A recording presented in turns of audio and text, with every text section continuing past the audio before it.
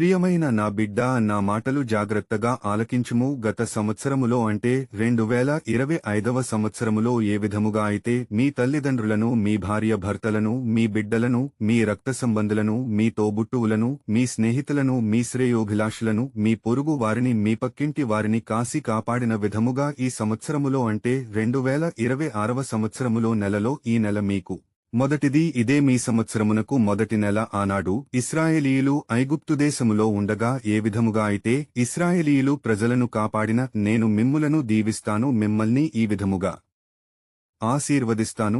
Bible వాక్యములు చదువుము. మొదటిది ద్వితీయోపదేశకాండము 11వ అధ్యాయము 12వ వచనము. నీ దేవుడైన యెహోవా కన్నులు సంవత్సరాది మొదలుకుని సంవత్సరాంతము వరకు ఎల్లప్పుడూ దానిమీద ఉండును. రెండవది ద్వితీయోపదేశకాండము 28వ అధ్యాయము 1వ వచనము నుండి 6వ వచనం వరకు. నీవు నీ దేవుడైన యెహోవా మాట శ్రద్ధగా విని నేడు నేను నీకు ఆజ్ఞాపించుచున్నా ఆయన ఆజ్ఞలను అన్నిటినీ అనుసరించి నడుచుకొనిన ఎడల నీ దేవుడైన యెహోవా భూమిమీదనున్న సమస్త జనముల కంటే నిన్ను హెచ్చించును.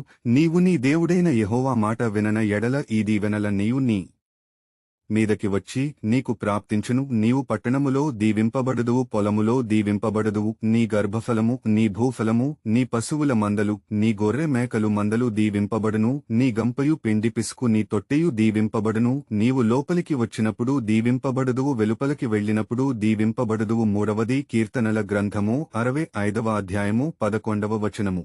సంవత్సరమును నీ దైకిరీటము ధరింపజేసియున్నావు, నీ జాడలు సారము వెదజలుచున్నవి. నాలుగవది కీర్తనల గ్రంథము 90వ అధ్యాయము 1 మరియు 2వ వచనము. ప్రభువా, తరతరముల నుండి మాకు నివాస స్థలము నీవే. పర్వతములు పుట్టక మునుపు భూమిని లోకమును నీవు పుట్టింపక మునుపు యుగయుగములు నీవే దేవుడవు. ఐదవది అపోస్తుడైన పౌలు గలతీయులకు వ్రాసిన పత్రిక 4వ అధ్యాయము 10వ వచనము. మీరు దినములను, మాసములను, ఉత్సవకాలములను, సంవత్సరములను ఆచరించుచున్నారు, కాని నా మాటలు పాటించడం లేదు.